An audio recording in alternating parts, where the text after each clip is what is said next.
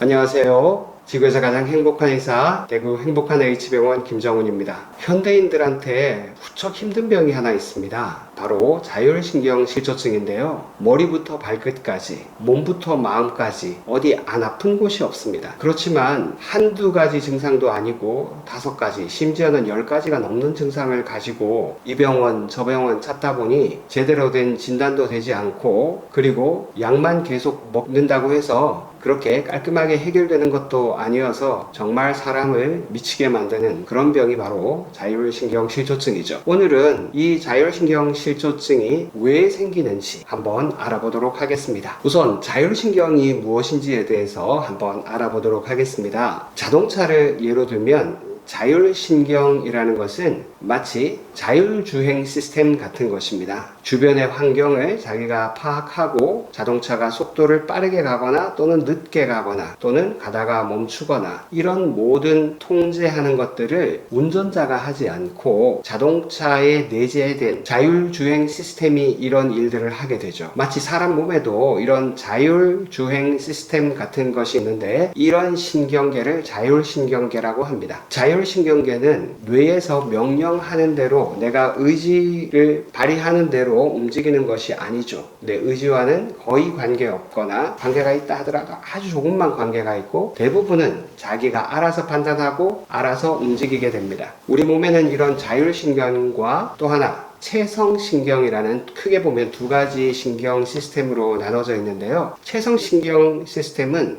내가 손을 움직인다든지 말을 한다든지 이렇게 내가 어떤 의지를 발휘하면 내 뜻대로 움직여주는 신경계를 말하는 겁니다. 그래서 손, 발을 움직인다든가 내가 어떤 생각을 한다든가 이런 것들은 다 내 의지와 관계가 있죠. 그렇지만 심장이 몇 번이나 뛸 것인지 체온을 몇 도로 할 것인지 이런 것들은 내가 의지대로 조절을 할 수 없는 신경 시스템입니다. 이런 것이 바로 자율신경이죠. 이렇게 자율주행 시스템과 같은 자율신경이 정상적으로 작동할 때는 우리 몸이 굉장히 평화롭다는 느낌이 듭니다. 그래서 우리가 먹고 자고 움직이고 일하는 이 모든 우리 생활의 밑바탕에는 바로 자율신경이 정상적으로 작동을 한다는 전제가 깔려 있는 것이죠. 만약에 자율신경이 정상적으로 작동하지 않는다면 어떻게 될까요? 여러분, 어떤 여행지를 갔는데 낯선 음식을 먹고 갑자기 뱃속에서 천둥번개 소리가 난다고 생각을 해보세요. 그러면 당장이라도 설사가 나올 것 같아서 아무런 생각을 할 수가 없습니다. 이 문제를 빨리 해결해야만 뭔가를 할 수가 있죠. 그만큼 자율신경에 문제가 생기면 큰 일이 나는 것이죠. 자율신경이 안정되지 않고는 아무것도 할 수가 없습니다. 물론 아까 예를 든 것은 배탈이 나서 어떤 세균이나 바이러스 때문에 장에 염증이 생겨서 그런 것일 수도 있지만 자율신경 실조증이 있는 분들 중에서 소화기 증상이 굉장히 많은데 갑자기 설사가 난다거나 복통이 생긴다거나 뱃속에서 천둥치는 소리가 난다거나 배가 아파서 어쩔 줄을 모르는 그런 분들도 있습니다. 또 자율신경 실조증이 있는 분들 중에서는 심장이 갑자기 빨리 뛴다거나 가슴이 꽉 막히고 답답한 느낌이 들어서 도대체 정신을 차릴 수 없는 그런 경우도 많이 있습니다. 그래서 자율신경이 고장이 나고 나면 정상적인 생활이 거의 불가능합니다. 물론 자율신경이 완전히 이렇게 심하게 고장난 사람도 있고 조금만 고장이 난 사람도 있습니다. 그런데 문제는 최근 들어서 이렇게 자율신경이 고장나는 사람들이 점점 더 늘어나고 있다는 것입니다. 자율신경에 대해서 조금 더 알아보겠습니다. 자율신경은 크게 교감신경 그리고 부교감신경 이렇게 2가지로 나눌 수 있습니다. 교감신경은 우리 몸이 스트레스가 심할 때 작동하는 신경입니다. 예를 들면 지금 눈앞에 사자가 나타났다고 생각해 보세요. 당장 도망가든지 아니면 헤라클레스처럼 아주 엄청나게 힘이 센 사람이라면 사자와 맞서 싸울 수도 있겠죠. 이런 상황이 바로 교감신경계가 활동하는 상황입니다. 사자가 바로 눈앞에 있으니까 눈동자가 커지고 어깨에는 잔뜩 힘이 들어가고 몸은 이렇게 전투태세에 돌입하거나 아니면 도망갈 준비를 하겠죠. 그러니까 온몸에 근육에 가장 에너지가 많이 갑니다. 혈액이 많이 쏠린다는 것이죠. 이럴 때는 소화가 필요할까요? 당장 눈앞에 사자가 있는데 내가 사자의 소화기관 속으로 들어가 들어갈 수도 있는데 지금 내 뱃속에서 소화가 되는 게 아무런 의미가 없잖아요. 그래서 소화기관은 이때 활동하지 않습니다. 소화가 되지 않는다는 거죠. 팔, 다리 같은 그런 근육에 힘이 많이 실리는 그런 상황이 바로 교감신경이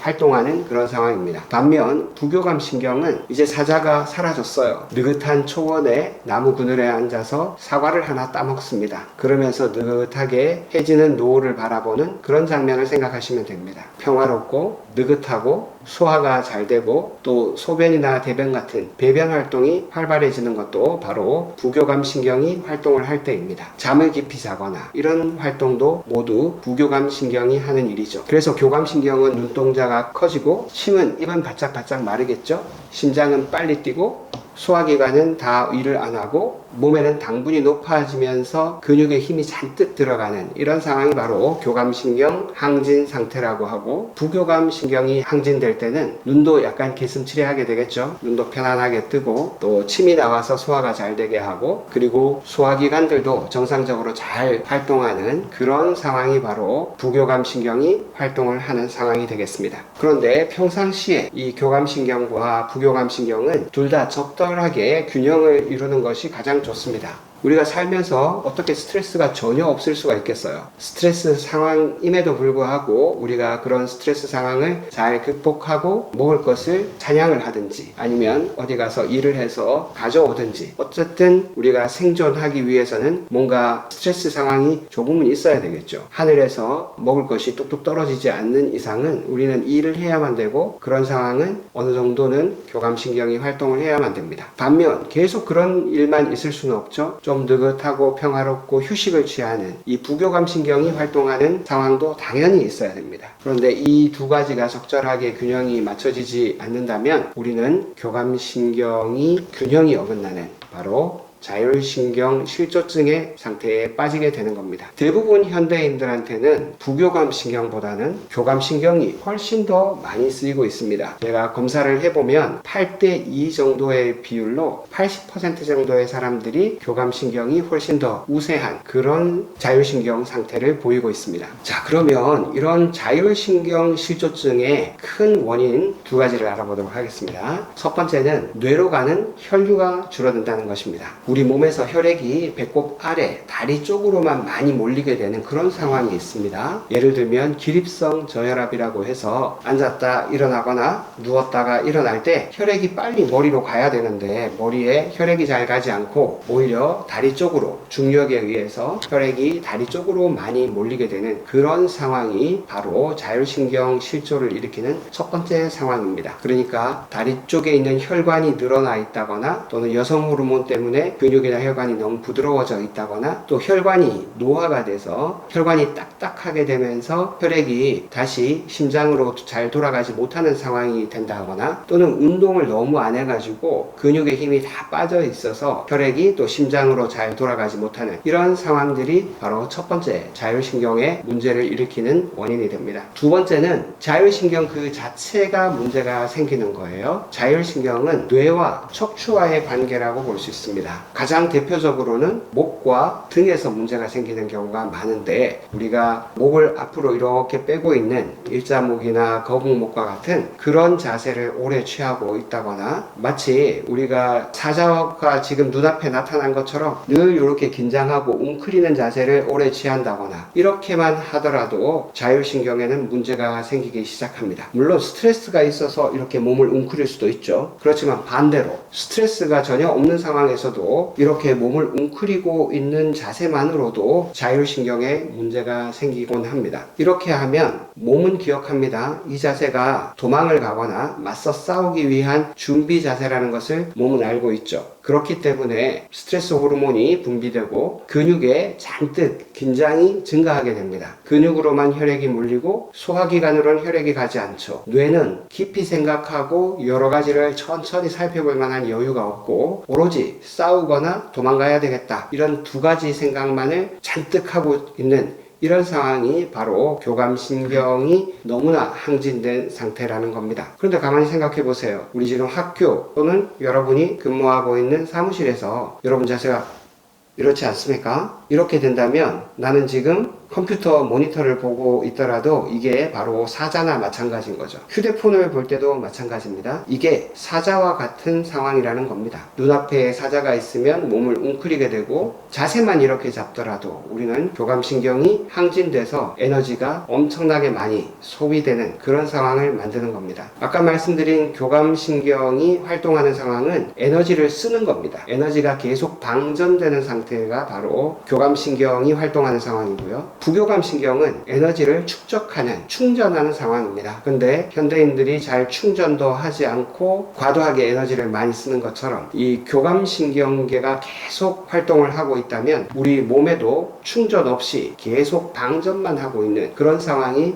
지속되는 겁니다. 그러면 자율신경 자체에 문제가 생기게 되죠. 이런 자세뿐만 아니라 당뇨병성 신경병증이라든지 바이러스 또는 세균에 감염된 이후에도 잘 생기는데 특징적으로 최근에 몇 년간 우리가 고생했던 코로나 바이러스 시국에서 자율신경 실조증 환자들이 굉장히 많이 늘었습니다. 코로나 감염 후에 다양한 이런 증상들이 자율신경 실조증과 밀접하게 연관이 있고요. 롱 코비드라고 하죠. 이런 사람들은 그 후유증이 상당히 오래 갑니다. 그리고 코로나 감염 외에도 코로나 백신을 맞고도 코로나 감염과 거의 유사한 증상을 일으키는 분들이 굉장히 많이 있었습니다. 이런 바이러스 감염 후에도 자율신경계의 질서는 다 파괴되기 마련이고요. 다양한 자가 면역 질환들 그리고 파킨슨과 같은 뇌질환에서도 자율신경 실조증은 잘 발생합니다. 왜 이런 현상이 오는가? 뇌로 가는 혈류가 왜 줄어드는가? 이거는 기립성 저혈압을 제가 설명드리면서 한번 알아보도록 하겠습니다. 누운 자세에서는 전신에 혈액이 골고루 퍼져 있습니다. 그런데 일어나게 되면 혈액의 약 500cc 정도는 배꼽 아래쪽으로 쏠리게 되는데요. 대부분 오래되면 한 10분만 지나도 이 혈액이 다리로 쏠렸던 것이 그 주변 조직으로 퍼져나오면서 부종이 생기게 됩니다. 이것이 더 오래 가게 되면 만성적인 그런 부종이 되고 다리가 늘 묵직한 그런 현상이 있게 되는 거죠. 누웠다가 일어나면 보통 중력 때문에 혈액이 아래쪽으로 몰리게 되는데 이런 현상을 방지하기 위해서 자율신경이 작동을 하는 겁니다. 자율신경이 재빨리 다리의 혈관을 수축시키고 심장으로 혈액을 다시 보내면서 심장은 다시 뇌로 빨리 혈액을 보내게 되는 이 반응이 빨리 일어나야 되는데 이 반응이 잘 일어나지 않게 되면 뇌 혈류가 감소하고 다리에 혈액이 많이 몰리는 이런 기립성 저혈압 상태가 발생하게 되는 겁니다. 이렇게 뇌의 혈류량이 줄어들게 되면 어떤 반응을 몸은 하게 될까요? 자율신경계는 심박수를 증가시키고 또는 혈압을 증가시키면서 이 혈류를 빨리 뇌로 보내려고 합니다. 뇌 혈류가 부족하면 정상적인 판단과 생활이 되지 않기 때문에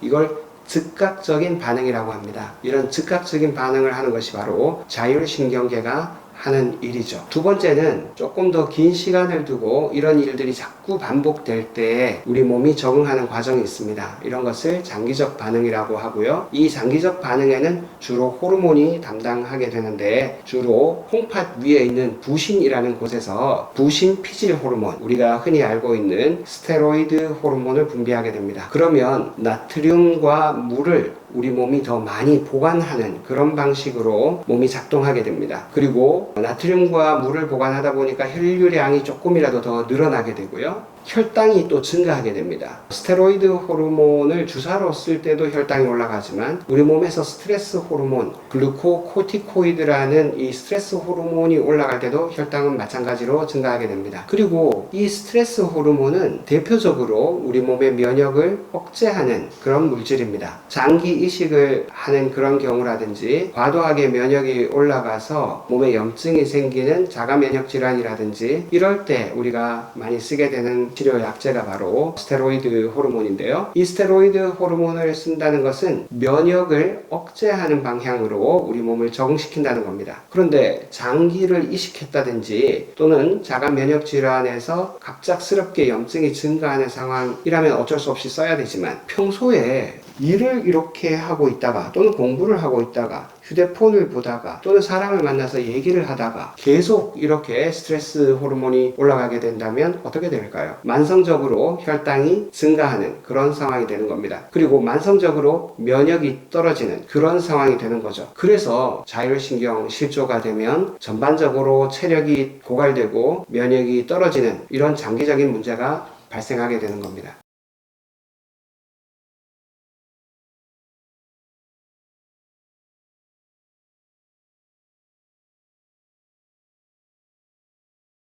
감사합니다.